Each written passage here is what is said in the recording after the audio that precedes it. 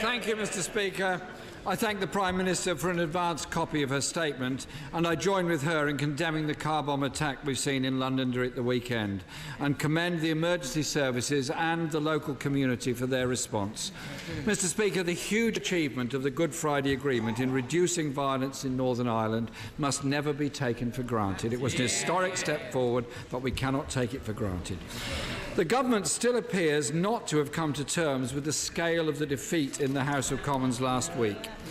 The Prime Minister seems to be going through the motions of accepting the result, but in reality is in deep denial. The logic of that decisive defeat is that the Prime Minister must change her red lines because her current deal is undeliverable. So can she be clear and explicit with the House? Which of her red lines is she prepared to move on? The Prime Minister's invitation to talks have been exposed as a PR sham. Every opposition party politician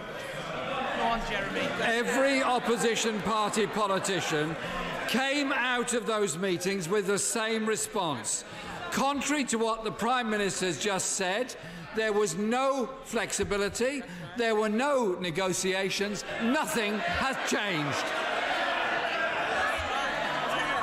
Order. The Prime Minister was heard, and when there was noise, I called for it to stop, and the same must apply to the Leader of the Opposition. No one in this chamber will shout the right honourable gentleman down. Don't even bother trying, you're wasting your breath. Jeremy Corbyn. Thank you, Mr. Speaker. But I do welcome the commitment that the fee for EU citizens to apply for settled status will be waived. Mr. Speaker, the Prime Minister was fond of saying that this is the best possible deal on the table. It is the only possible deal on the table. But our EU negotiating partners are clear, and I quote, "Unanimously, the European Council have always said that if the UK chooses to shift its red lines in the future to go beyond a simple free trade agreement, then the EU will be immediately ready to give a favourable response."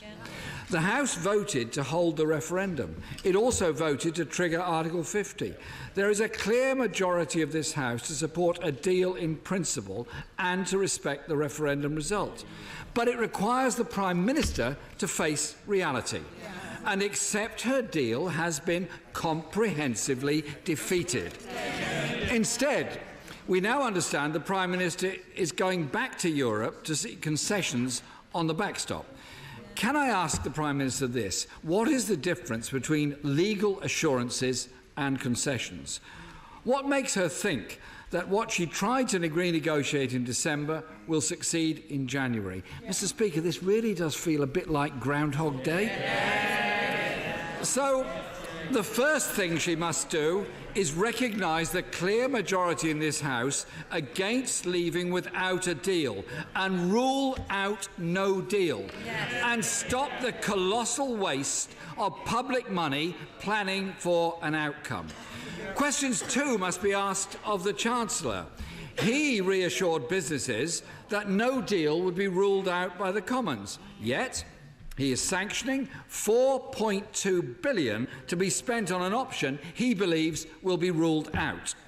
The Foreign Secretary said last week it was very unrealistic to believe the House of Commons would not find a way to block no deal.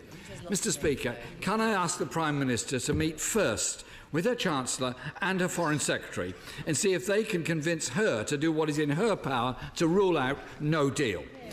And if she will not do that now, will she confirm to the House that if an amendment passes that rules out no deal, she will implement that instruction? The Prime Minister agreed the backstop because of her pledge to the people of Northern Ireland to avoid a hard border. But no deal would mean a hard border in Ireland and break the Prime Minister's commitment. Is she seriously willing to accept a hard border? But today heralds the start of a democratic process where this House will debate amendments that will determine how we navigate Brexit. Of course the government tried to block us ever getting to this stage. They wanted us to have no democratic scrutiny whatsoever. Labour set out, and I believe there may be a majority in the House, for such a proposal for a new comprehensive customs union with the EU that would include a say, a strong single market deal that delivers frictionless trade, and ensure no race to the bottom on workers' rights or indeed any other of the important regulations and protections we have. We will, as we've said consistently from the beginning, back amendments that seek to rule out the disaster of no deal. And, as we've said, we'll not rule out the option of a public vote. So, Mr. Speaker, no more phony talks. Parliament will debate and decide. And this time, Mr. Speaker, I hope and expect the government to listen to this House.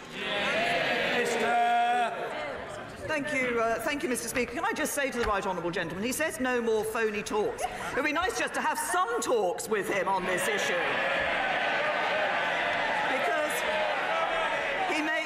He makes lots of claims about what has been said in the talks that have been held so far, but actually he doesn't know, because he didn't turn up to those talks.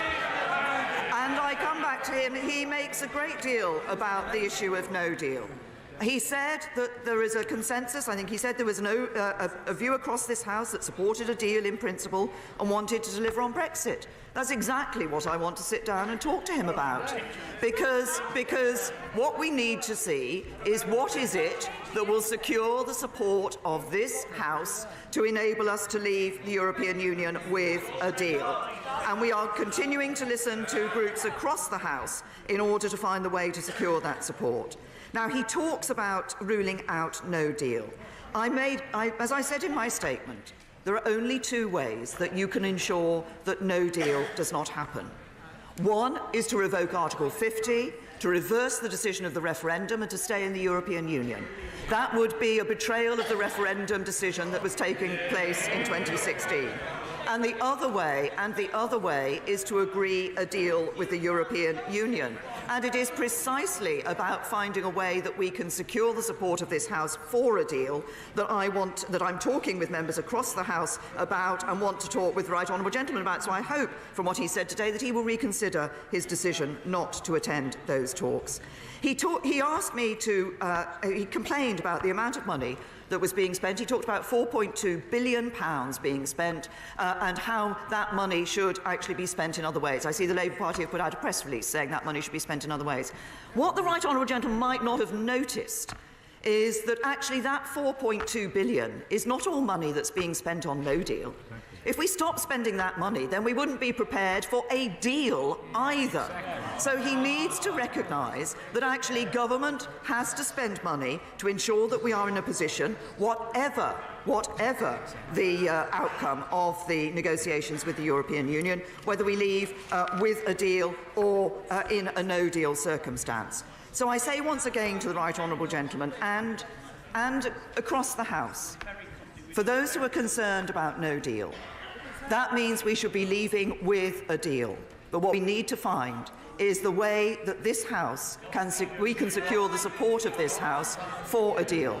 What has been clear from the discussions that we have had so far is the wide variety of views that are held around this House on this issue.